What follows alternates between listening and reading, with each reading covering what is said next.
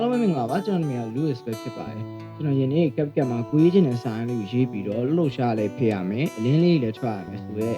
ပြုလုပ်လို့ရမယ်ပုံစံလေးကိုကျွန်တော်လုပ်ပြပေးသွားမှာပဲဖြစ်ပါတယ်ဆိုတော့ဒီဗီဒီယိုလေးကိုလုပ်ပြီးသွားပြီဆိုရင်ကျွန်တော်တို့အနေနဲ့ကိုသုံးနေတဲ့နေရာမှာလည်းသုံးလို့ရမယ်ဗီဒီယို intro လေးမှာသုံးရင်တော့ပို့ပြီးတော့အဆင်ပြေမယ်လို့ကျွန်တော်အနေနဲ့ထင်မြင်မိပါတယ်ဆိုတော့ tutorial လေးကိုစလိုက်ကြရအောင်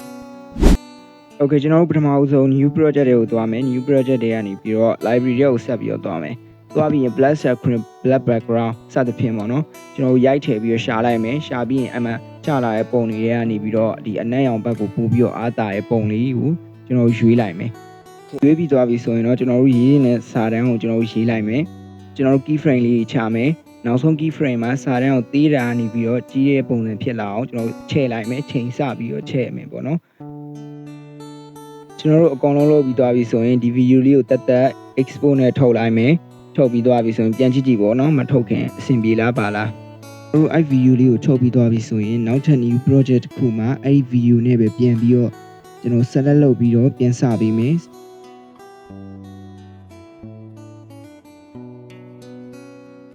ဆက်ပြီးတော့နောက်တစ်ခုအနေနဲ့ကျွန်တော်တို့ overlay နေရာမှာကျွန်တော်တို့ရွေးချယ်ထားတဲ့ color ရောင်စုံပြေးနေတဲ့ဗီဒီယိုလေးကိုထည့်ပေးရမှာပဲဖြစ်ပါတယ်overlay ချဲ့တဲ့နေရာမှာလည်းအောက်ခံဗီဒီယိုအပြည့်ဖုံးလွှမ်းသွားအောင်လို့ကျွန်တော်ထည့်ရမယ်ပေါ့နော်။ဒါမှသာဗီဒီယိုကလည်းတည်တတ်မှာပဲဖြစ်ပါတယ်။ overlay လုပ်ထားတဲ့ဗီဒီယိုလေးကိုတစ်ချက်ထောက်မယ်။အောက်ကပေါ်လာတဲ့ဘာတန်းလေးတွေက split ဆိုတဲ့ဟာလေးကိုနှိပ်မယ်။နှိပ်ပြီး tag ကိုရွေးမယ်။ဒီအဆင့်တွေအားလုံးကိုလုပ်ပြီးသွားပြီဆိုရင်တော့ကျွန်တော်တို့လိုချင်တဲ့ဗီဒီယိုလေးကိုရပါပြီဗျာ။